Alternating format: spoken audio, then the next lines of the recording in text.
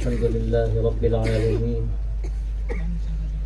والصلاة والسلام على سيد المرسلين وخاتم النبيين سيدنا ونبينا ومولانا محمد وعلى آله وصحبه أجمعين وعلى من تبعهم بإحسان ودعا بدعوتهم إلى يوم الدين. أما بعد، فأعوذ بالله من الشيطان الرجيم. يا أيها الذين آمنوا إن تتقوا الله يجعل لكم فرقانا ويكفر عنكم سيئاتكم ويغفر لكم والله ذو الفضل العظيم. صدق الله العظيم. وقال النبي صلى الله عليه وسلم: كلكم راع وكلكم مسؤول عن رعيته، أو كما قال عليه الصلاة والسلام. حضرات علماء کرام اور میرے دینی اور ایمانی بھائیوں، یہ میرے لیے سعادت کی بات ہے کہ دین کے ایک کام کے لیے، ایک مدرسے کی بنیاد کے لیے میں یہاں حاضر ہوا. آپ حضرات کی یہ محبت ہے کہ آپ نے دعوت دی اور اس کام میں اس گناہگار کو بھی شریک کیا. اللہ تبارک و تعالی اس کو اسلام کے قلعوں میں سے ایک قلعہ بنائے اور حفاظت دین کا اللہ اس سے کام لے. اس وقت جو حالات ہیں دنیا میں اور خاص طور سے ہمارے اس ملک میں، وہ ہم سب کے لیے ایک لمحہ فکریہ ہے. اس سے پہلے بھی حالات گزرے ہیں اس ملک میں، اور میں کہہ سکتا ہوں کہ سخت حالات گزرے ہیں. اور اگر ان حالات کا جائزہ لیا جائے تو اس سے ہم کو یہ سبق ملتا ہے کہ ہمیں آج بھی مایوس ہونے کی ضرورت نہیں ہے. اللہ تبارک و تعالیٰ نے ان سخت حالات میں ہمارے علماء کو توفیق دی. انہوں نے اسلام کے قلعے تعمیر کیے، مدارس اسلامیہ کی انہوں نے بنیاد ڈالی، اور انہی مدارس کا فیض رہا کہ ایسی شخصیات پیدا ہوئیں کہ جنہوں نے دین کی آبیاری کا کام کیا، اصلاح امت کا کام کیا، تجدید دین کا کام کیا. اور ان کی ان کوششوں کے نتیجے میں الحمدللہ اسلام کا باغ ہمیں لہلہاتا ہوا نظر آتا ہے. اور میں سمجھتا ہوں کہ آپ یہاں بیٹھے ہیں اتنی بڑی تعداد میں، یہ انہی حضرات کی قربانیوں کا نتیجہ ہے. اگر انہوں نے وہ محنتیں نہ کی ہوتی تو شاید آج ہم اپنی ان داڑھیوں اور ٹوپیوں کے ساتھ اور اپنی ان مسجدوں اور مدرسوں کے ساتھ اور اپنے ان دعوتی اور تعلیمی کاموں کے ساتھ شاید اس ملک میں نہ رہ پاتے. اللہ تعالیٰ ان کے درجات کو بلند فرمائے. لیکن میں کل بھی عرض کر رہا تھا اور آج بھی میں یہ بات کہنا چاہتا ہوں کہ اب یہ ذمہ داری ہمارے کاندھوں پر ہے. اللہ تبارک و تعالی ہمیں دیکھنا چاہتا ہے، ہمیں آزمانا چاہتا ہے، وہ ہمارا امتحان لینا چاہتا ہے کہ پہلے ہمارے بزرگوں نے جن قربانیوں کے ساتھ دین پہنچایا، آج کیا اس ذمہ داری کو ہم محسوس کرتے ہیں؟ کیا آج ہمارے اندر دل پر اس کا اثر پڑتا ہے؟ جو حالات ہمارے سامنے ہیں، جو امتحان ہمارے سروں پر ہے، اور جو تلوار لٹک رہی ہے ہمارے سروں پر اور ہمارے آنے والی نسلوں کے سروں پر، ان کا ایمان رہے گا یا ختم ہو جائے گا؟ آج جو حالات ہیں اور ارتداد کے جو واقعات ہمارے سامنے آتے ہیں، واقعہ تو یہ ہے کہ اس سے ہماری راتوں کی نیندیں حرام ہو جائیں، ہماری چیخیں نکل جائیں. لیکن سچی بات یہ ہے کہ جو ایمان ہمارے اندر ہونا چاہیے، اللہ کی ذات پر جو یقین ہونا چاہیے، آخرت کی جواب دہی کا جو احساس ہونا چاہیے آج ہم اس سے خالی ہیں۔ اگر کوئی ہمارے بچے کو اٹھا لے اور آگ کے ایک جلتے ہوئے ایک شعلے میں لے جا کر ڈالنا چاہے، کہیں پر آگ بھڑک رہی ہو اور ہمارے بچے کو لے جائے اور وہاں ڈالنے لگے تو ہماری چیخ نکل جائے گی، ہم دوڑ پڑیں گے، ہر کام کو چھوڑ کر دوڑ پڑیں گے۔ ہمیں اس اپنی بھوک کا احساس نہیں ہوگا، ہمیں اپنے کاروبار کی فکر نہیں رہے گی، ہمیں راتوں کی نیند کا خیال نہیں ہوگا۔ ہم اگر یہ دیکھیں گے کہ ہمارا بچہ آگ کی ٹھک پر ہے اور کسی وقت بھی اس کو آگ میں ڈال دیا جائے گا، میں آپ سے کیا کہوں، آج کے ان حالات میں ہماری آنے والی نسلیں آگ کے کگار پر پہنچ چکی ہیں، اور وہ آگ اس دنیا کی آگ نہیں ہے، وہ آخرت کی آگ ہے، وہ جہنم کی آگ ہے۔ اللہ تبارک و تعالیٰ نے اس کے بارے میں قرآن مجید کے اندر یہ بات فرمائی ہے کہ یا ایھا الذین آمنوا قوا انفسکم واہلیکم نارا، اے لوگوں بچاؤ اپنے آپ کو اور اپنے گھر والوں کو جہنم کی آگ سے، وقودھا الناس والحجارہ، جس کا ایندھن لوگ ہوں گے اور پتھر اس کا ایندھن ہوگا، اور پھر اس کے اوپر اللہ تعالیٰ ایسے فرشتوں کو متعین فرما دیں گے جو انتہائی سخت مزاج ہوں گے، انتہائی سخت گیر ہوں گے، کہ جو بھی اللہ کا حکم ہے پھر وہ یہ نہیں دیکھیں گے کہ کس کو کیا تکلیف ہے، کون کی بے چینی میں ہے، کون چیخیں لگا رہا ہے، وہ اللہ کے عذاب کو لے کر مسلط ہوں گے۔ اللہ تعالیٰ اس دن سے ہماری اور ہمارے آنے والی نسلوں کی حفاظت فرمائے۔ لیکن آج کے یہ حالات ہمیں یہ بتا رہے ہیں کہ اگر آج بھی ہم بیدار نہ ہوئے، اگر آج بھی ہمارے اندر احساس پیدا نہ ہوا اور ہم اسی غفلت میں پڑے رہے، تو بھائیو یاد رکھو اللہ وہ دن نہ لائے کہ ہمارے آنے والی یہ نسلیں غلط راستے پر پڑ جائیں، شرک کے راستے پر پڑ جائیں، کفر کے راستے پر پڑ جائیں۔ اللہ تعالیٰ ان کو بچائے کہیں یہ ارتداد کے شکار نہ ہو جائیں۔ ہمارے حضرت مولانا رحمۃ اللہ علیہ فرماتے تھے ایک دور تھا فکری ارتداد کا، لیکن آج حالت یہ ہے کہ ہماری نسلیں عقیدے کے ارتداد کے شکار ہو رہی ہیں۔ ہمارے وہ بچے جو اسکولوں میں جاتے ہیں، کالجوں میں جاتے ہیں، یونیورسٹیوں میں تعلیم حاصل کرتے ہیں، وہاں ان کو جو تعلیم دی جا رہی ہے، وہاں ان کے ایمان کو جس طرح سے مفت کیا جا رہا ہے اور ان کے ذہن و دماغ سے اللہ کی اور اللہ کے نبی صلی اللہ علیہ وسلم کی محبت کو کھرچ کر نکالا جا رہا ہے۔ میرے دوستو، اگر ہم نے اس کی فکر نہ کی تو یہ ہماری 95% آبادی بلکہ 97 اور 98% آبادی یہ کدھر جائے گی؟ اس کا نتیجہ کیا ہوگا؟ یہ کس ارتداد کے شکار ہوگی؟ اگر یہ فکر ہمارے اندر پیدا نہ ہوئی تو کل یہ نسلیں ہمارا گریبان پکڑیں گی قیامت میں۔ اللہ تعالیٰ فرماتا ہے قرآن مجید میں کہ وہ کہیں گے قیامت میں اللہم آتہم ضعفین من العذاب والعنہم لعنا کبیرا، اے اللہ یہ وہ لوگ ہیں جن پر ہماری ذمہ داری تھی، انہوں نے ذمہ داری ادا نہیں کی، ان کو دوہرا عذاب دے۔ اللہ تعالیٰ ایک جگہ فرماتا ہے لکل ضعف، ہر ایک کے لیے دوہرا عذاب ہے۔ میرے دوستوں، میرے بھائیوں، ہمیں اگر یہ یقین پیدا ہو جاتا کہ ہم نے جو تعلیم ان کو دی ہے، ہم نے ان کو جس راستے پر ڈالا ہے، یہ راستہ جہنم کی طرف جاتا ہے، یہ راستہ آگ کی طرف جاتا ہے، تو شاید ہماری راتوں کی نیند اڑ جاتی۔ لیکن ہمیں اس کا یقین نہیں، ہمیں اس کا احساس نہیں کہ ہماری نسلوں کا رخ کدھر ہے اور آج وہ کن حالات سے دوچار ہے۔ کتنے ایسے واقعات ہمارے سامنے ہیں۔ ہمارے ایک دوست نے، بڑے دیندار ہیں، انہوں نے یہ بات بتائی کہ اپنی بچی کو انہوں نے کسی اسکول میں داخل کیا تھا، اتفاق سے ایک مرتبہ رکشہ نہیں آیا، وہ خود لے جا رہے تھے، تو کہنے لگے کہ وہ جب کسی عبادت گاہ کے سامنے سے گزری، کسی دوسرے کی عبادت گاہ تھی، اس نے ہاتھ جوڑ لیے۔ میں نے کہا یہ کیا کر رہی ہے تو کہنے لگی کہ ہمارے استاد نے یا ہمارے جو پڑھانے والی اس نے بتایا کہ کوئی بھی عبادت گاہ آ جائے اس کی تعظیم کرنی چاہیے اور ہاتھ جوڑ لینے چاہیے۔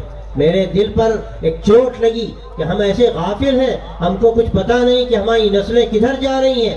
میرے بھائیوں، اگر خدا نخواستہ ہم نے فکر نہ کی اور ہم نے ان کو خالی چھوڑ دیا تو یاد رکھیے ہماری یہ نمازیں، ہمارے یہ روزے، ہمارا یہ دین کے لیے بعض مرتبہ ظاہری طور پر جو کچھ بھی کام ہو رہا ہے یہ تنہا کافی نہیں ہے۔ ہمارے گھروں میں کیا ہو رہا ہے، ہماری نسلیں کدھر جا رہی ہیں، ہمارے گھروں کا ماحول کیا ہے، اور اس کے نتیجے میں آگے ہمیں کن حالات سے دوچار ہونا پڑ سکتا ہے، ہمیں سب سے بڑھ کر اس کے بارے میں سوچنے کی ضرورت ہے، اپنی نسلوں کو بچانے کی ضرورت ہے۔ اس کے لیے یہ مدرسے، اس کے لیے یہ مکاتب، اس کے لیے صباحی اور مسائی یہ نظام اور مسجدوں کا یہ سلسلہ مکاتب کا یہ فرض عین ہے۔ میں صاف کہتا ہوں یہ مدارس اگر فرض کفایہ ہے تو یہ مکاتب فرض عین ہے۔ اگر یہ مکتب نہ رہے، اگر دین کی تعلیم کا انتظام نہ رہا اور یہ بچے ہمارے محروم رہ گئے تو یاد رکھیے کہ اسلام کی پھر کوئی آبیاری کرنے والا نہ ہوگا۔ اللہ وہ دن نہ لائے کہ ہم اپنے گھر میں مر رہے ہوں اور ہمیں کوئی کلمے کی تلقین کرنے والا نہ رہے۔ ہمارے یہ بچے خدا نہ خواستہ دوسری تعلیم حاصل کرنے کے بعد نہ یہ ہمارے ہاتھ کے رہے اور نہ یہ کسی اور کام کے رہے، کوئی سوئٹزرلینڈ میں ہے، کوئی لندن میں ہے، کوئی اور دوسرے شہر میں ہے، مرنے والا مر رہا ہے، کوئی اس کا پرسان حال نہیں، اور خود ان کا حال کیا ہے، ایمان کی حقیقت سے نہ واقف، اللہ کی ذات پر نہ ان کو یقین ہے، نہ توحید سے واقف، ان کو کچھ پتہ نہیں کہ ہمارے اوپر کیا ذمہ داری ہے، اور اللہ تبارک و تعالیٰ نے جو امانت ہمیں عطا کی دین کی شکل میں، اس حیثیت سے ہم پر کیا ذمہ داری ہے۔ تو میرے دوستوں، میرے بھائیوں، سب سے پہلی بات یہ ہے کہ ہمیں اپنا جائزہ لینا چاہیے، اپنا محاسبہ کرنا چاہیے۔ حدیث میں آتا ہے الکیس من دان نفسہ وعمل لما بعد الموت، عقل مند وہ ہے جو اپنا جائزہ لیتا ہے اور مرنے کے بعد کی جو زندگی ہے وہ اس کے لیے تیاری کرتا ہے، اس کے لیے فکر کرتا ہے۔ اور پھر میں نے جو حدیث آپ کے سامنے پڑھی اس میں فرمایا سرکار دو عالم صلی اللہ علیہ وسلم نے کہ کلکم راع وکلکم مسئول عن رعیتہ، کہ تم میں سے ہر شخص ذمہ دار ہے، تم میں سے ہر شخص ذمہ دار ہے، اور اس کے ذمہ داری میں اس کے دست نگر جو لوگ ہیں جو اس کی تربیت میں ہیں، جن کا انتظام اس کے ذمہ ہے، کل قیامت میں ان کے بارے میں پوچھا جائے گا، اولاد کے بارے میں پوچھا جائے گا، بیویوں کے بارے میں پوچھا جائے گا، خادموں کے بارے میں پوچھا جائے گا، یہاں تک کہ اگر کوئی عالم ہے تو اس سے بستی والوں کے بارے میں پوچھا جائے گا، کوئی دین کا جاننے والا ہے اس سے آس پاس رہنے والوں کے بارے میں پوچھا جائے گا کہ تم دین پر چلتے تھے، تم نمازیں پڑھتے تھے، لیکن کیا تمہیں یہ فکر تھی کہ تمہارا بچہ کدھر جا رہا ہے، تمہاری بچی کس رخ کی طرف جا رہی ہے۔ اور آج یہ موبائل جس نے ہمیں نہ جانے کہاں پہنچا دیا، اور اس موبائل کے ذریعے سے آج گھر گھر ارتداد کی شکلیں سامنے آ رہی ہیں، بے حیائی کی شکلیں سامنے آ رہی ہیں۔ اور ایک دور تھا کہ ٹیلی ویژن کسی گھر میں ہوتا تھا، لیکن آج حال یہ ہے کہ ٹیلی ویژن کی جو اعلیٰ سے اعلیٰ شکلیں ممکن ہیں وہ گھر گھر میں نہیں بلکہ ایک ایک جیب میں موجود ہے۔ کون گھر میں کیا کر رہا ہے، میں آپ سے کیا واقعات سناؤں۔ ابھی قریب کا واقعہ ہے 4 بچیوں کا جو مرتد ہو گئیں اور غیروں کے ساتھ چلی گئیں۔ کوشش کی گئی، فکر ہوئی، الحمدللہ ان میں 3 بچیاں واپس آئیں۔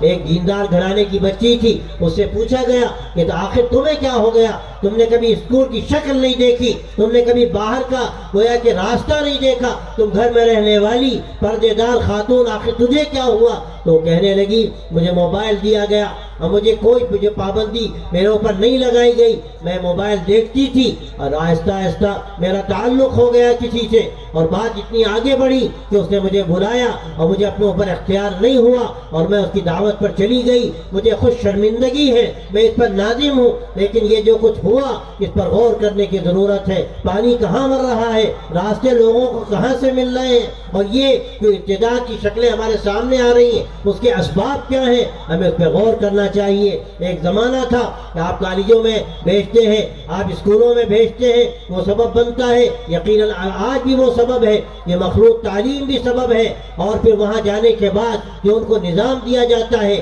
جو نصاب پڑھایا جاتا ہے، وہ بھی ایک بڑا سبب ہے۔ لیکن اس سے بڑھ کے میں سمجھتا ہوں کہ آج گھروں میں یہ باتیں آ گئی، گھروں میں موبائل کے ذریعے سے آج ہمارے ایمان پر ڈاکے ڈالے جا رہے ہیں، آج ہمیں شک و شبہ میں مبتلا کیا جا رہا ہے۔ ہمارا وہ تعلیم یافتہ طبقہ جو موبائل کا رسیہ ہے اور اکثر وہ ایسی خبریں دیکھتا ہے، ایسے پروگرامز دیکھتا ہے یہاں اسلام کے بارے میں شبہات پیدا کیے جا رہے ہیں، شکوک میں ڈالا جا رہا ہے، اس کے نتیجے میں ان کے ذہن و دماغ متاثر ہوتے ہیں۔ اس لیے بڑی ذمہ داری ہمارے اوپر ہے ان نوجوانوں کے سلسلے میں کہ ہم ان کو سنبھالیں، ہم ان کو ایسی جگہوں پر بھیجیں جہاں ان کی تربیت ہو، جہاں یہ دین سیکھنے کا ان کو موقع ملے، ایسے ادارے ہوں، ایسی دانشگاہیں ہوں، ایسے مکاتب ہوں، مسجدوں کا ایسا نظام ہو کہ وہاں پر جو دین کی تعلیم دی جا رہی ہے، جو ان کو اللہ اور اللہ کے رسول صلی اللہ علیہ وسلم کے بارے میں بتایا جا رہا ہے۔ آج تو حالت یہ ہے، میں نے کل بھی بتایا، ایک بڑی یونیورسٹی میں، نام نہیں میں لیتا، ایک بڑی اسلامک یونیورسٹی ہے، وہاں کے بچوں کے بارے میں جب جائزہ لیا گیا تو پرسوں کی بات ہے، میں لکھنؤ میں تھا، ایک جاننے والے لا کے مجھے بتایا کہ لڑکوں کا حال یہ ہے۔ ایک لڑکے سے پوچھا گیا کہ بتاؤ تمہارے نبی حضرت محمد صلی اللہ علیہ وسلم کہاں پیدا ہوئے؟ اس کا جواب کیا ہے؟ آپ کیا تصور کر سکتے ہیں کہ ایک مسلمان اس سے ہٹ کر کوئی جواب دے گا کہ آپ مدینہ منورہ میں رہے، آپ کی پیدائش مکہ مکرمہ کی تھی؟ لیکن وہ کیا کہتا ہے؟ وہ کہتا ہے کہ ہمارے نبی حضرت محمد صلی اللہ علیہ وسلم کے بارے میں سمجھتا ہوں کہ آپ کاشی میں پیدا ہوئے۔ اللہ اکبر!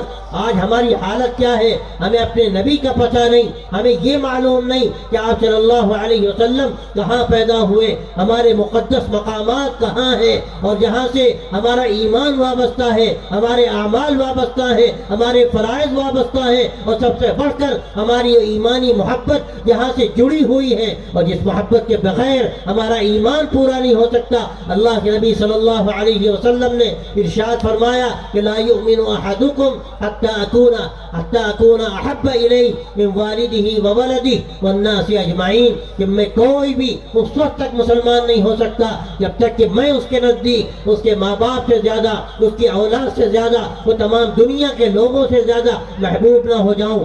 آج آپ دیکھیے یہ میڈیا، یہ ٹیلی ویژن، اور سب سے بڑھ کر یہ موبائل آج جو کھیل دکھاتے ہیں، جو فلمیں وہاں دکھائی جاتی ہیں، اور اس کے نتیجے میں آج ہماری محبتوں کا رخ کیا ہے، ہمارے نوجوانوں کی محبتوں کا رخ کیا ہے۔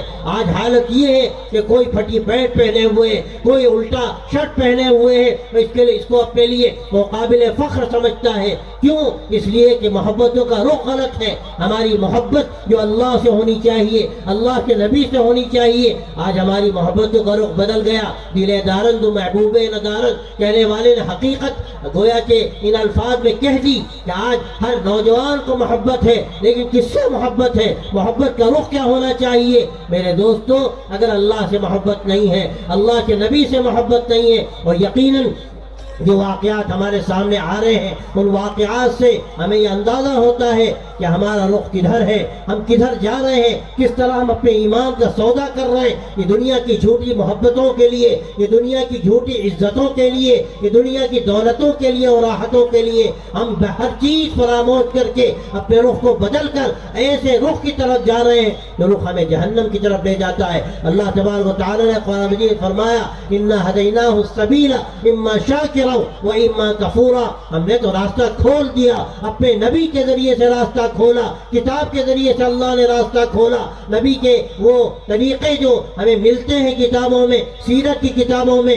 حدیث کی کتابوں میں، وہ راستے ہمارے سامنے اس طرح کھلے ہوئے ہیں کہ اگر ہم چاہیں ہم ان راستوں کو اختیار کر سکتے ہیں۔ لیکن اللہ فرماتا ہے کہ اب کوئی تو احسان ماننے والا ہوتا ہے، کوئی تو ان راستوں کی حقیقت کو سمجھتا ہے، ان راستوں پر چلتا ہے، اپنی زندگی اس کے سانچے میں ڈھالتا ہے، وہ اپنے روز و شب کو اپنے نبی کے لیے قربان کرنا جانتا ہے، اپنی خواہشات کو قربان کرتا ہے، اپنے جذبات کو قربان کرتا ہے۔ اور کوئی وہ ہوتا ہے جو ناشکرا ہوتا ہے، ناشکرا ہوتا ہے، اللہ کے احسان کو نہیں سمجھتا، اس ایمان کی حقیقت کو نہیں سمجھتا، اللہ کی اس نعمت کی ناقدری کرتا ہے۔ وہ نعمت جو اللہ نے اپنے نبی صلی اللہ علیہ وسلم کے ذریعے ہمیں امانت کے طور پر دی، ہم امین تھے اس کے، آج ہم نے کس طرح اس میں خیانت کی ہے، آج کس طرح ہم گویا کہ اپنے گھروں سے اس کا جنازہ نکال جانتے ہیں، ہمیں بالکل احساس نہیں کہ ہمارے گھروں میں کیا ہو رہا ہے۔ میرے دوستوں، میرے بھائیوں، میں سب سے پہلی بات آپ سے یہ کہنا چاہتا ہوں، آپ یہاں سے یہ پیغام لے کر کے جائیے،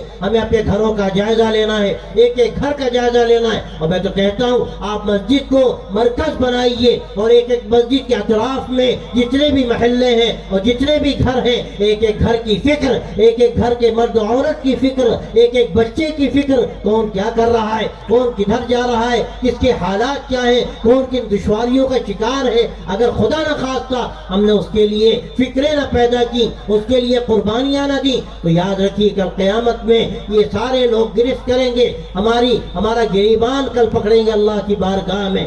اس لیے میرے دوستوں، میرے بھائیوں، آپ طے کر کے جائیے، ہمیں خاص طور سے اپنے گھروں کا جائزہ لینا ہے۔ قوا انفسکم واہلیکم نارا، اللہ تبارک و تعالیٰ نے قرآن مجید میں جو بات فرمائی، بچاؤ اپنے آپ کو، بچاؤ اپنے آپ کو اور اپنے گھر والوں کو جہنم کی آگ سے۔ یہ ہمارے بچے جو کل کے نوجوان ہوں گے اور اس کے بعد یہ بڑے ہوں گے اور نہ جانے کن کاروباروں میں لگیں گے، کن اپنے مشاغل میں لگیں گے، لیکن اگر ہم نے ان کے اندر ایمان کی آبیاری کر دی، ان کے اندر ایمان کا بیج ڈال دیا، تو یقیناً کل انشاءاللہ یہ اپنے ایمان کے ساتھ رہیں گے، اپنے اسلام کے ساتھ رہیں گے، اسلامی شعار کے ساتھ رہیں گے، اسلامی تشخص کے ساتھ رہیں گے اور اسلامی امتیاز کے ساتھ رہیں گے، اور ان کی زندگی بولے گی کہ یہ ایمان والے لوگ ہیں، یہ اللہ کے ماننے والے، اللہ کے نبی کے امتی ہیں، آخری نبی کے آخری امت ہے، جس کو اللہ تبارک و تعالیٰ نے خیر امت کا لقب دیا اور اس کے ذمے یہ عمل کیا، اس کے لیے خیر امت کا اس کو لقب ملا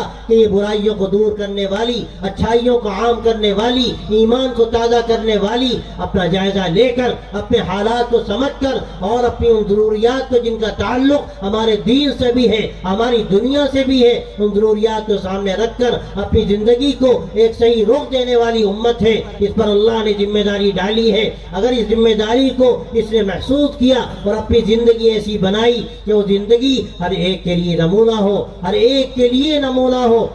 میں نے جو آپ کے سامنے قرآن مجید کی آیت پڑھی، اس میں اللہ تبارک و تعالیٰ نے اس حقیقت کو بیان فرمایا، اے ایمان والو، اے ایمان والو، اللہ کے ماننے والو، اگر تم اللہ کا ڈر پیدا کر لو، آخرت کی جواب دہی کا تمہارے اندر احساس بیدار ہو جائے، تو اللہ تبارک و تعالیٰ تمہیں ایک شان امتیازی عطا کرے گا، ایک ایسا مقام دے گا کہ دنیا کو تمہیں دیکھ کر رشک آئے گا، تمہاری زندگی کو دیکھ کر، تمہاری انسانیت کو دیکھ کر، تمہاری محبتوں کو دیکھ کر، اللہ پر تمہارے یقین کو دیکھ کر، اور دنیا کی حقیقت جب تمہاری آنکھوں کے سامنے کھلے گی، جو حقیقت آخری نبی صلی اللہ علیہ وسلم نے متعدد روایتوں میں کھولی، اور ایک جگہ فرمایا کہ اگر اس دنیا کی قیمت اللہ کے نزدیک مچھر کے پر کے برابر بھی ہوتی تو اللہ تعالیٰ اپنے باقیوں کو اور نہ ماننے والوں کو ایک گھونٹ پانی بھی نہ دیتا۔ یہ حقیقت جب تمہارے سامنے کھلے گی، اس حقیقت کو دنیا والے دیکھیں گے اور مشاہدے میں وہ بات آئے گی، ان کی آنکھیں جھک جائیں گی، ان کے اندر ایک شوق پیدا ہوگا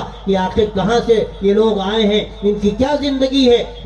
اس کی مثالیں ہمارے سامنے تاریخ میں ہیں کہ جب یہ نمونے لوگوں کے سامنے آئے، لوگوں کی آنکھیں پھٹی کی پھٹی رہ گئیں۔ وہ صحابہ سب سے بڑھ کر تھے، جن کے اخلاق کو دیکھ کر، جن کی ایمانی حمیت کو دیکھ کر لوگوں نے اپنی زندگی کو بدل دیا، اپنا سب کچھ چھوڑ دیا، ان کے آگے وہ جھک گئے۔ ان کا ایمان جو اللہ تبارک و تعالیٰ نے ان کے ذریعے سے دنیا میں پہنچایا، اس ایمان کے لیے انہوں نے سب کچھ تج دیا۔ یہ ان کے اخلاق کی برکت تھی، ان کے ایمانی قوت کا نتیجہ تھا۔ اس کے دسیوں واقعات ہیں، اور صحابہ تو سر کا تاج ہیں، ان کے غلاموں کے واقعات آج ہمارے سامنے ہیں۔ حضرت سید احمد شہید رحمۃ اللہ علیہ کا واقعہ مجھے یاد آتا ہے کہ جب وہ تشریف لے گئے، اللہ تعالیٰ نے توفیق دی ان کو، اور یہاں سے وہ گئے جہاد کے لیے تشریف لے گئے، اور پشاور میں اس زمانے کی بات ہے، تقریباً 200 سال 250 سال پہلے کی بات ہے، وہ پشاور میں گئے اور وہاں انہوں نے کوشش کی۔ اس زمانے میں ایک عجیب واقعہ پیش آیا کہ وہاں کے رہنے والے نے، ایک پشاوری نے، ایک کسی مجاہد کا ہاتھ پکڑا اور کہنے لگا، ایک بات بتائیے، آپ کو کیا دور کا نظر نہیں آتا؟ تو کہنے لگے، عجیب بات پوچھتے ہو تم، ہمیں تو دور دور سب کچھ نظر آ رہا ہے، لیکن میرے سمجھ میں نہیں آتا کہ یہ عجیب سا سوال تم کیوں کر رہے ہیں؟ تو کہنے لگا، یہ سوال ہم اس لیے کر رہے ہیں کہ ہمیں یہ احساس ہو رہا ہے کہ آپ لوگ آئے ہیں ہندوستان سے اتنی دور سے، کسی کو سال ہو گیا، کسی کو 1.5 سال کا عرصہ گزر گیا، لیکن ہمیں حیرت ہے، اور یہاں خوبصورت ماشاءاللہ یہاں کے نوجوان لڑکیاں لڑکے سب ہیں، لیکن میں نے اس پوری مدت میں نہیں دیکھا کہ کسی نوجوان نے کسی نامحرم کو نگاہ اٹھا کر دیکھا۔ تو میں نے یہ سمجھا، ہم لوگوں نے یہ سوچا، ہمارا آپس میں چرچا ہوا کہ لگتا ہے آپ لوگوں کو دور کا نظر ہی نہیں آتا، اور جب نظر نہیں آئے گا تو کیا دیکھیں کہ نہیں، یہ تو ہمارے امام کی تربیت کا نتیجہ ہے، اللہ کا حکم ہے۔ ایمان والوں سے کہہ دو اپنی نگاہوں کو نیچے رکھیں، ایمان والیوں سے کہہ دو اپنی نگاہوں کو نیچے رکھیں، یہ تو اللہ نے حکم دیا، ہمارے امام نے تربیت کی۔ آپ غور کیجئے، جب ایک مزاج بنایا جاتا ہے اور جب تربیت کی جاتی ہے، کس طرح سماج بنتا ہے، کس طرح ماحول ڈھلتا ہے، اور کس طرح نمونے بنتے ہیں، اور دنیا دیکھتی ہے۔ ایسے نمونے کتنے ہیں؟ حضرت خواجہ نظام الدین اولیاء رحمۃ اللہ علیہ کا بھی واقعہ اس سے ملتا جلتا ہے کہ حضرت خواجہ قطب الدین بختیار کاکی رحمۃ اللہ علیہ، حضرت خواجہ فرید الدین گنشکر رحمۃ اللہ علیہ کے یہاں سے جب وہ گئے، نکلنے لگے تربیت کے بعد، تو حضرت نے کہا کہ میاں دیکھو، ایک بات یاد رکھنا، اگر کسی کا ایک حبہ تمہارے ذمے رہ گیا تو یہ ساری تربیت اور یہ سارا جو تم نے نظام یہاں اختیار کیا اور یہ تمہاری ساری قربانیاں، یہ سب بے سود ہیں، تمہیں کچھ حاصل نہیں ہوگا۔ اب وہ نکلے تو خیال آیا کہ کہیں فلاں دکان سے کئی سال پہلے کپڑا خریدا تھا اور 2 پیسے دینے رہ گئے۔ اب وہ تلاش میں نکلے، زمانہ گزر چکا تھا، بڑی مشکل سے ایک مدت کے بعد دکان ملی، اور جا کر انہوں نے کہا کہ بھئی میں تمہارے یہاں سے کپڑا لیا تھا، کچھ پیسے رہ گئے تھے، میں ادا کرنے کے لیے آیا۔ آپ غور کیجئے اس نے کیا جملہ کہا۔ وہ کہنے لگا کہ لگتا ہے کہ تم مسلمانوں کی بستی سے آ رہے ہو، لگتا ہے کہ تم مسلمانوں کی بستی سے آ رہا ہو۔ گویا کہ ایک تصور تھا مسلمانوں کے بارے میں کہ یہ نادہن نہیں ہو سکتے، ایک حبہ بھی اگر کسی کے ان کے ذمے رہ گیا، آج نہیں تو کل وہ ادا کریں گے آ کر۔ یہ اسلامی تشخص ہے، اسلام کا امتیاز ہے۔ لیکن میرے دوستوں، میرے بھائیوں، میں کیا کہوں، آج کے حالات کیا ہیں، ہمارے معاملات کی حالت کیا ہے، ہماری جو سماجی زندگی ہے، کس طرح ہم گر چکے کہ آج کہا جاتا ہے دیکھو مسلمان کی دکان سے سودا مت لینا، یہ تو جھوٹ بولتا ہے، فریب کرتا ہے، یہ دغا کرتا ہے، اگر غلہ لینا ہے فلاں دکان سے لے لینا۔ میرے بھائی، یہ کون سا طریقہ ہے جو آج ہم نے اختیار کیا؟ اس کے بالکل برعکس ہمارے سامنے ایسے واقعات ہیں کہ عقل دنگ رہ جائے۔ پرانا واقعہ میں نے کہیں سنا یا پڑھا کہ ایک مرتبہ ایک یہودی تھا، وہ مارکیٹ میں آیا، مسلمانوں کی دکانیں زیادہ تھیں، ایک آدھ دکان یہودیوں کی بھی تھی۔ اس نے آ کر ایک مسلمان کی دکان سے سودا لینا چاہا، رات کا وقت تھا، تو اس نے کہا بھائی دیکھو سامنے یہودی کی دکان ہے، وہاں سے جا کر سودا لے لو۔ اس نے کہا کہ اچھا، آپ ہمیں کیوں دینا نہیں چاہتے؟ ہم یہودی ہیں اسی دینا نہیں چاہتے۔ اس کے دل میں دوسری بات آئی، تو اس اللہ کے بندے نے کہا نہیں بھائی، یہ بات نہیں ہے، مسئلہ یہ ہے میں دیکھ رہا ہوں بیچارہ صبح سے بیٹھا ہے اور کوئی بھی اس کی بکری نہیں ہوئی، وہ بیچارہ خالی ہاتھ گھر جائے گا، تو وہاں سے جا کر خرید لو، اس کی بکری ہو جائے گی تو اس کا کام چل جائے گا۔ اس کے دل پر ایک چوٹ لگی، وہ نکلا اور جا کر اس نے دکان سے سامان خریدا یہودی کی، اور دوبارہ پھر واپس آیا۔ تو اس نے کہا بھائی کیا بات ہے، کیا سامان نہیں ملا؟ اس نے کہا نہیں ایسا نہیں ہے، سامان تو مل گیا وہاں پر، لیکن میں آپ کے پاس ایمان کی دولت لینے کے لیے آیا۔ اللہ تبارک و تعالیٰ نے جس مذہب میں ایسی اخلاقی باریکیاں رکھی ہوں، ایسی اخلاقی باریکیاں رکھی ہوں، آپ کو ایک اپنے پڑوسی کی اتنی فکر ہے کہ اس کی بکری نہیں ہوئی تو آپ خود نہیں بیچ رہے ہیں، آپ ہمیں بھیج رہے ہیں اس کے پاس کہ جا کر وہاں سے سودا لے لو۔ یہ کون سکھاتا ہے؟ یہ کہاں سے یہ باتیں ملتی ہیں؟ یہ تو صرف نبی آخر الزمان حضرت محمد عربی صلی اللہ علیہ وسلم کی تعلیمات کا صدقہ ہے۔ تو میرے دوستوں، میرے بھائیوں، یہ ہماری بڑی ذمہ داری ہے کہ آپ صلی اللہ علیہ وسلم کی مبارک تعلیمات ہمارے لیے حفظ جان ہو۔ ہم طے کریں کہ انشاءاللہ ہم اس کے مطابق زندگی گزاریں گے، اور اپنی سماجی زندگی کو بھی اس کے مطابق بنائیں گے۔ آج شادیوں میں ہم کیا کیا خرافات کرتے ہیں، کتنی فضول خرچیاں کرتے ہیں، وہ کیسی کیسی بے حیائیاں ہوتی ہیں۔ حالانکہ حضور اقدس صلی اللہ علیہ وسلم نے فرمایا اعظم النکاح برکتاً ایسرہ مؤونتاً، کہ سب سے بابرکت نکاح وہ ہے جس میں سب سے کم خرچ کیا جائے۔ آپ دیکھیے کہ آج ہمارے پڑوس میں کتنی بچیاں بیٹھی ہیں جن کا نکاح نہیں ہوتا، ان کے پاس پیسے نہیں۔ کتنے گھر ایسے ہیں جہاں لوگ فاقے میں مبتلا ہیں، اور وہ فقر ان کو کفر تک لے جا رہا ہے، ارتداد تک لے جا رہا ہے۔ काद الفقر ان يكون كفرا, حدیث میں آتا ہے کہ کبھی کبھی فخر آدمی کو کفر تک پہنچا دیتا ہے. ہمیں یہ فکر نہیں کہ لوگوں کا ایمان داؤ پر لگ رہا ہے, لوگ بیچارے پریشان حال ہیں, اور ایک ایک شادی پر ہم 1-1 کروڑ روپے نہیں 10-10 کروڑ روپے خرچ کریں شادی بیاہ کے لیے, ایسے ایسے قیمتی شادی گھر کرائے پر لیں اپنی عزت کے لیے. وہ جھوٹی عزت جس کی دنیا میں کوئی حقیقت اگر ہو تو ہو سمجھی جاتی ہو, لیکن اللہ کیا اس کی کیا قیمت ہے. 10 مرتبہ ہماری یہ جھوٹی عزت اور یہ عزت والی ناک رگڑی جائے اور ہم بے حقیقت بنائے جائیں, ہمیں اس عزت جھوٹی عزت کی خاطر کچھ پرواہ نہیں ہوتی کہ ہمارا پڑوسی کس حال میں. حضرت شاہ عبد القادر رائے پوری رحمۃ اللہ علیہ کا واقعہ میں نے سنا. حضرت سناتے تھے کہ ایک مرتبہ حضرت بیٹھے ہوئے تھے اور وہ حضرت شاہ عبد القادر رائے پوری, میں واقعہ میں سنا دوں تاکہ آپ کو ان کے مقام کا اندازہ ہو. حضرت الیاس صاحب رحمۃ اللہ علیہ جو بانی تبلیغ ہیں, ان کا معمول تھا کہ میوات میں جب بڑے اجتماعات ابتدائی دور میں ہوتے تھے تبلیغ کے, تو حضرت کہتے تھے کہ بھائیو تم نے جو سیکھنا تھا یہاں سیکھا, اب میں تم سے کہتا ہوں کہ تم لوگ رائے پور ہو کر جانا اور حضرت کی صحبت میں بیٹھنا. اور اس سے آگے کی بات یہ ہے کہ حضرت کچھ عرصے کے بعد رائے پور تشریف لے جاتے تھے حضرت دہلوی رحمۃ اللہ علیہ, اور حضرت رائے پوری سے جا کر فرماتے تھے کہ حضرت لوگوں سے مل مل کر دل پر زنگ آ گیا, وہ زنگ چھڑانے کے لیے میں آپ کی خدمت میں آیا. وہ تھے حضرت عبد القادر رائے پوری. تو ان کا قصہ ہے کہ مرتبہ بیٹھے تھے, کوئی صاحب آئے اور اس زمانے میں آج سے 70 سال یا اس سے زیادہ ہو گئے ہوں, پرانی بات ہے, 10-10 ہزار کی 2 گڈیاں لائے اور حضرت کی خدمت میں پیش کر دی. حضرت خلاف معمول حضرت نے دونوں گڈیاں قبول کر لیں اور جیب میں رکھ لیں. حضرت معلومیہ صاحب فرماتے ہیں کہ بڑا تعجب ہوا, حضرت کی انتہائی زاہدانہ زندگی, فقر و فاقے کی زندگی, وہ فقر کوئی اضطراری نہیں تھا, اختیاری تھا. دنیا کی دولت آتی تھی لیکن اللہ کے راستے میں سب خرچ ہو جاتی تھی. حضرت کو تعجب ہوا, فرمانے لگے تھوڑی دیر گزری تھی, ایک بوڑھی خاتون آئی اور کہنے لگی حضرت 4-4 5-5 بچیاں بیٹھی ہیں, شادی نہیں ہوتی, کچھ ہمارے پاس ہے نہیں, ہم کیا کریں, آپ دعا فرما دیجیے. حضرت نے کہا میں دعا کروں گا, اور پورے وہ 20,000 نکالے جیب سے, اس خاتون کو دے دیے کہ جاؤ پھر 5 بچوں کی شادی کرو. یہ اللہ والوں کا حال. یہ دنیا کی بھی فکر کرتے تھے اور دین کی بھی فکر کرتے تھے. تو بھائیو دوستو, ہم اپنی زندگی کو دیکھیں, ہم کیسی فضول خرچیاں کرتے ہیں, اور پڑوس میں کوئی بھوکا ہے, کوئی پریشان حال ہے, کسی کی شادی نہیں ہوتی. یہ کل قیامت میں ہمیں پکڑیں گے. کیوں؟ اس لیے کہ پڑوس کا سب سے بڑھ کر حق ہے. حدیث میں آتا ہے, آپ صلی اللہ علیہ وسلم نے فرمایا کہ حضرت جبرائیل علیہ السلام برابر پڑوسی کے بارے میں وصیت کرتے رہے, تاکید کرتے رہے, یہاں تک ہمیں سمجھنے لگا کہ شاید پڑوسی کو بھی وراثت میں حق دیا جائے گا جیسے اولاد کو حق ملتا ہے.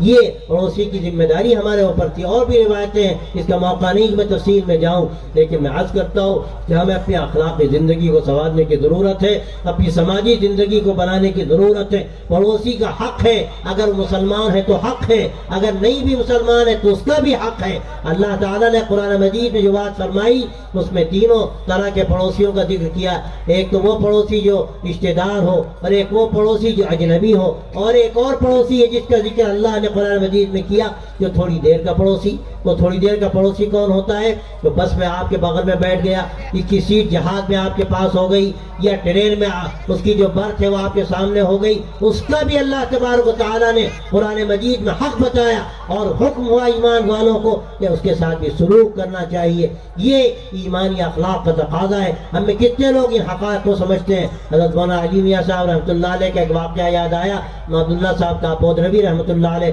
جو گجرات کے بڑے عالم اللہ والے بزرگ تھے, ان کا بھی انتقال ہوا 2-4 سال پہلے. ان سے میں نے 3 مرتبہ یہ واقعہ سنا. فرمانے لگے کہ حضرت ایک مرتبہ لکھنؤ سے سہارنپور تشریف لے جا رہے تھے حضرت شیخ الحدیث رحمۃ اللہ علیہ کی خدمت میں. تو ایک کمپاؤنڈ میں ریزرویشن تھا, 2 سیٹیں برادران وطن کی تھی, ہندو بھائیوں کی تھی, اور 2 سیٹیں ایک حضرت کی ایک ہماری. نیچے کی سیٹ حضرت کی تھی, اوپر کی عبداللہ صاحب کہتے ہیں ہماری تھی. اور سامنے 2 سیٹیں تھی, نوجوان تھے دونوں, اور وہ وہاں بیٹھے تھے. اس میں غالباً ایک اسمبلی کے رکن بھی تھے. حضرت مولانا بڑی اچھی باتیں کرنے لگے, پیام انسانیت کی باتیں, محبت کی, وہ بھی شریک ہو گئے.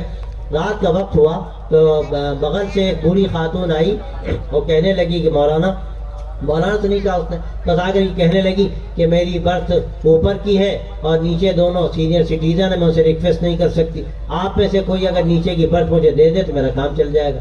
وہ تلک لگائے ہوئے تھی, ہندو تھی, لیکن وہ دونوں ہندو خاموش بیٹھے رہے, کوئی بولا نہیں. وہ جب جانے لگی تو حضرت مولانا علی میاں صاحب نے کہا بہن فکر نہ کرو، یہ میری نیچے کی سیٹ، تم یہاں آ کر سو جانا۔ تو حیرت بھی ہوئی اور تعجب ہوا کہ ایک مسلمان پیشکش کر رہا ہے، یقیناً اس کے ایک اچھا اس پر اثر پڑا، وہ چلی گئی۔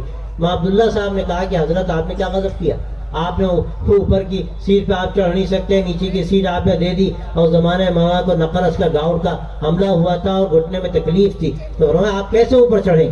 حضرت نے عجیب و غریب بات کہی، فرمایا کہ بڑی عبداللہ اسلام کا اخلاقی نظام پیش کرنے کا موقع بار بار نہیں ملتا، اگر کبھی اس کا موقع ملے تو کبھی بھی ہاتھ سے گنوانا نہیں چاہیے۔ میرے بھائی یہ طریقہ ہے، ہم ہزار بار ہمیں اس کے مواقع ملتے ہیں، ہم نوجوان کھڑے ہوئے ہیں، بس میں کوئی بوڑھا بیٹھا ہے، ہم بیٹھے ہوئے ہیں، کوئی بوڑھا کھڑا ہوا ہے، ہمیں توفیق نہیں ہوتی، ہم کہتے چچا میاں آپ بیٹھ جائیے، کوئی خاتون کھڑی ہوئی ہم بیٹھے ہوئے ہیں، ہمیں توفیق نہیں ہوتی، ہم کہیں آپ بیٹھ جائیے۔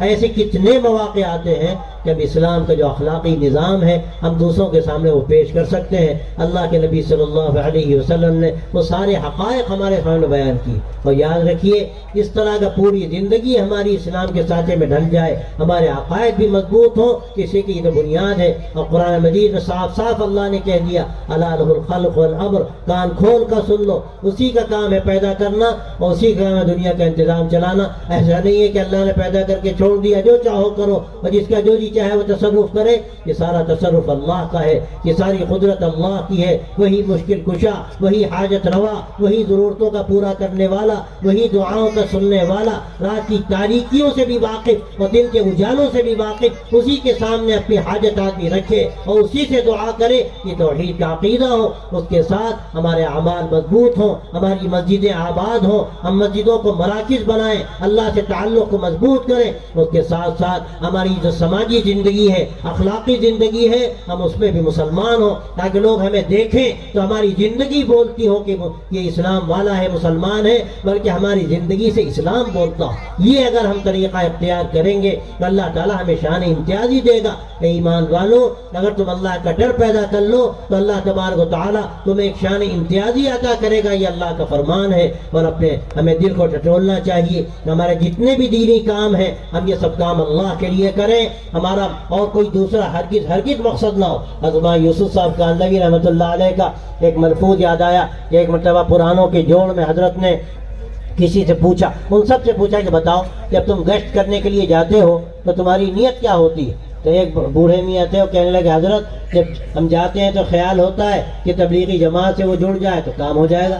تو حضرت نے فرمایا یاد رکھو اگر یہ تمہاری نیت ہے تو تم اخلاص نہیں ہے تمہارے اندر، تم مخلص نہیں ہو۔ اور پھر فرمایا کہ دیکھو جب تم نکلتے ہو گشت کے لیے یا جماعت میں نکلتے ہو تو یاد رکھو اپنی نیتوں کو درست کرو، اور اس لیے نکلو کہ تمہیں لوگوں کو اللہ سے جوڑنا ہے، اللہ کے رسول سے جوڑنا ہے، اللہ کے دین سے جوڑنا ہے۔ یہ نیت اگر تمہاری ہے تو تمہارے اندر اخلاص ہے، اور اگر تم یہ سمجھ کے نکلتے ہو کہ جماعت سے جوڑنا ہے تو تمہارے اندر اخلاص نہیں۔ اور پھر فرمایا کہ دیکھو جماعت پناہ پیدا مت کرو، امت پناہ پیدا کرو، امت پناہ پیدا کرو گے تو امت جڑے گی، اور اگر جماعتوں میں بانٹو گے امت کو تو امت بڑھ جائے گی۔ تو میرے دوستوں، میرے بھائیوں، اپنے عقیدے کو بھی مضبوط کرنا ہے، اپنے اندر اخلاص پیدا کرنا ہے کہ ہمارا ہر عمل اللہ کی رضا کے لیے ہو، اور اس کے ساتھ ساتھ انشاءاللہ ہم اگر یہ محنت اخلاق والی بھی کریں گے، ہم مسجدوں میں مسلمان ہیں، ہم مسجدوں میں یا اپنے مدرسوں میں مسلمان ہیں، لیکن خدا نخواستہ ہم جب باہر نکلتے ہیں تو کہیں سے نظر نہیں آتا کہ مسلمان،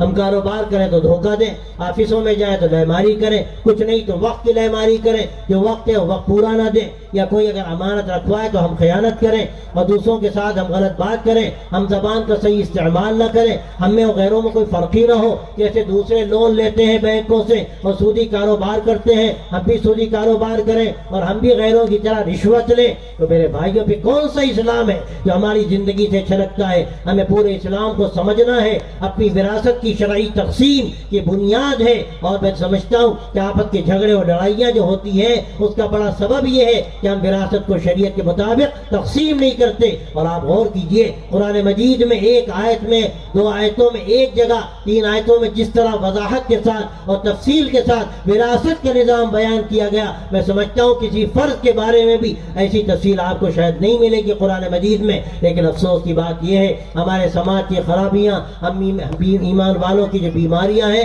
ان میں ایک بڑی بیماری یہ ہے کہ ہم وراثت کا صحیح نظام تقسیم نہیں کرتے، اس کا صحیح نظام اختیار نہیں کرتے، کرتے اور شریعت کے مطابق تقسیم نہیں کرتے. کوئی بہن کو حق نہیں دیتا, کوئی بھائی کو حق نہیں دیتا, اور حرام کھاتے ہیں. اور یاد رکھیے حدیث میں آتا ہے کہ اگر ایک لقمہ کوئی اپنے حلق کے نیچے حرام کا اتارتا ہے تو لقمہ تر نہیں ہے, وہ آگ کا انگارہ ہے. بس میرے بھائیوں میرے دوستوں, یہ مدرسے اسی لیے ہیں کہ حقائق آپ کے سامنے آئیں, آپ دین کو سیکھیں, آپ کے سامنے آپ کے بچے دین کو بتائیں, یہاں آ کر دین کو سیکھیں, پھر اپنے گھروں میں جا کر وہ دعائیں بتائیں, دین کے احکامات سکھائیں. یہ مدارس اسی لیے اسلام کے قلعے ہیں, ان کو آگے بڑھائیے, ان کو ترقی دیجیے, ان کا تعاون کیجیے, اپنے بچوں کو یہاں بھیجیے, اور اس کے ساتھ ساتھ آپ طے کیجیے کہ ہمیں پورا مسلمان بننا ہے. یا ایھا الذین آمنوا ادخلوا فی السلم کافہ, اے ایمان والو اسلام میں پورے کے پورے داخل ہو جاؤ. اسلام یہ نہیں ہے کہ آدمی آدھا مسلمان رہے وہ آدھا مسلمان نہ رہے,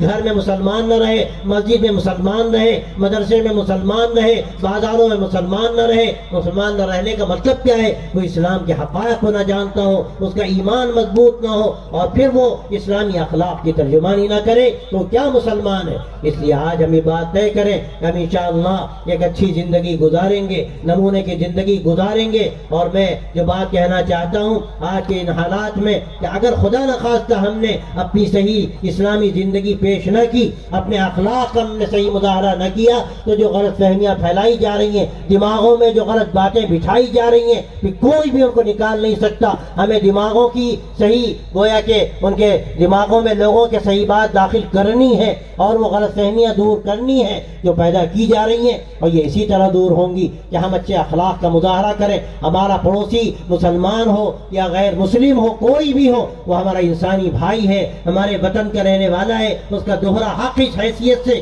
ہم اس کی خدمت کریں, ہم اس کے کام آئیں. کوئی مریض ہے تو ہم عیادت کریں, کبھی ہاسپٹل میں جائیں, پھل فروٹ لے کر جائیں, ہم لوگوں کی خدمت کریں, اور ان کے ساتھ یہ بتا دیں کہ یہ تو ہمیں سکھایا گیا, یہ مذہب بھی ہمیں یہی کہتا ہے کہ ہم مریضوں کی عیادت کریں. ایک حدیث میں آتا ہے کہ جب کوئی مریض کی عیادت کے لیے جاتا ہے تو اللہ کی رحمت کے دریا میں گویا کہ وہ غوطہ لگاتا ہے, اور جب تک کہ وہ عیادت میں رہتا ہے وہ دریائے رحمت میں غوطہ زن رہتا ہے, یہاں تک کہ وہ واپس آ جائے. تو یہ کیسی فضیلت کی چیز ہے. اور اسی طرح بھوکوں کو کھانا کھلانا کوئی معمولی بات نہیں, یہ اللہ کی معرفت کا ذریعہ ہے. وہ کہنے والے نے خوب کہا کہ عبادت سے جنت ملتی ہے اور خدمت سے خدا ملتا ہے. اس لیے میرے بھائیوں, ہم خدمت کے کام کریں, ہم لوگوں کے کام آئیں, اور ہم لوگوں کو یہ بتائیں کہ اسلام کیا کہتا ہے. حضرت مولانا علی میاں صاحب رحمۃ اللہ علیہ کا جو لٹریچر ہے پیام انسانیت کا, لوگوں کو دیا جاتا ہے, ان کے ذہن بدلتے ہیں. یہ کام ہر جگہ کرنے کا ہے. اگر خدا نخواستہ ہم نے یہ کام نہ کیا تو یاد رکھیے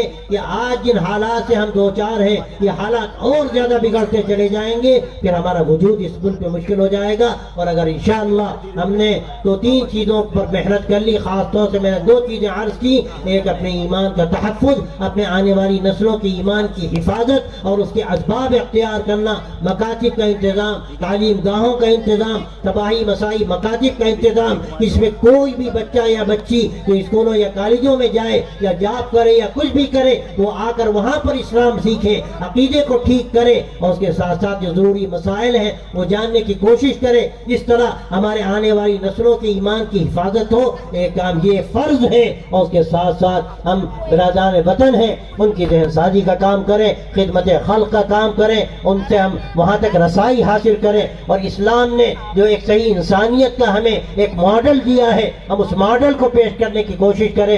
جہاں نشہ نہیں, جہاں جوا نہیں, جہاں ظلم نہیں, جہاں دوسروں کی ایذا رسانی نہیں, جہاں پر گندگی نہیں, جہاں پر جہالت نہیں, جہاں پر آپس کی رسہ کشی نہیں, جہاں پر آپس کے جھگڑے نہیں, یہ اسلام ہے. اس اسلام کو انشاءاللہ اگر اپنی زندگی سے ہم نے پیش کیا تو دنیا دیکھے گی کہ اسلام کیا ہے, اللہ کے نبی صلی اللہ علیہ وسلم کا پیغام کیا ہے. یہی وقت کی ضرورت ہے, یہی اس جلسے کا پیغام ہے. اور میں اکثر کہتا ہوں کہ جلسہ ختم ہوگا, لیکن آپ یہ سمجھ کر جائیے کہ آپ کا کام شروع ہوگا. آپ اپنے گھروں میں ان باتوں کا مذاکرہ کیجیے. ہم سب اپنی برائیوں کا جائزہ لیں, اپنی خامیوں کا جائزہ لیں, اپنی کمیوں کو ٹٹول کر دیکھیں اور ان کی اصلاح کی کوشش کریں. جو حدیث میں نے شروع میں پڑھی کہ عقل مند وہ ہے جو اپنا جائزہ لیتا ہے اور مرنے کے بعد کی زندگی کی فکر کرتا ہے. خود پلے درجے کا نادان وہ ہے کہ جو اپنے آپ کو تمناؤں میں ڈال دیتا ہے اور یہ اپنے آپ کو خواہشات پر ڈال دیتا ہے اور اللہ پہ تمنائیں باندھتا ہے. اللہ تعالیٰ نے قرآن میں فرمایا لیس بامانیکم ولا امانی اہل الکتاب من یعمل سوءا یجز بہ، کہ نہ تو اہل کتاب کی تمناؤں سے کچھ ہوا ہے اور نہ تمہاری تمناؤں سے کچھ ہوگا، جو جیسا کرے گا اس کو اس کے مطابق بدلہ ملے۔ بس یہ پیغام ہے قرآن مجید کا، یہ پیغام ہے اللہ کے نبی صلی اللہ علیہ وسلم کی مبارک سنت و سیرت کا، اور یہی پیغام ہے ہمارے علماء کا، ہمارے اسلاف کا، ہمارے بزرگوں کا۔ اگر انشاءاللہ ہم نے اس کو اپنی گرہ میں باندھ لیا اور اس کو ہم نے خون جگر سے لکھا، اللہ تبارک و تعالیٰ اس کی ہم کو توفیق دے دے، تو کیا بعید ہے کہ نیا انقلاب نظر آئے، ایک نئی زندگی نظر آئے، ایک نیا حوصلہ نظر آئے، اور ہر طرح کی مایوسیوں سے ہٹ کر ایک نئے جذبے کے ساتھ ہم میدان عمل میں نظر آئیں، اور دنیا کو اس وقت جو شدید پیاس ہے ایک نظام کی، ایک طریقے کی، ایک لائحہ عمل کی، ایک دستور زندگی کی، وہ اس کو ہماری زندگی سے دستیاب ہو، ہمارے طرز عمل سے ملے، اور یہاں سے دنیا کو ایک پیغام جائے۔ اللہ تبارک و تعالی ہمیں بھی توفیق دے، آپ حضرات کو بھی میں مبارکباد دیتا ہوں۔ یہ بڑا مبارک جلسہ ہے، ایک بہترین بنیاد کا جلسہ ہے، اور حدیث میں آتا ہے کہ من دل علی خیر فلہ مثل اجر فاعلہ، کہ جو کسی خیر کی رہنمائی کرتا ہے، اس کا گویا کہ آغاز کرتا ہے، تو آگے جتنے بھی کام کرنے والے ہیں جن کو رہنمائی ملتی ہے سب کا جو ثواب ملتا رہے گا۔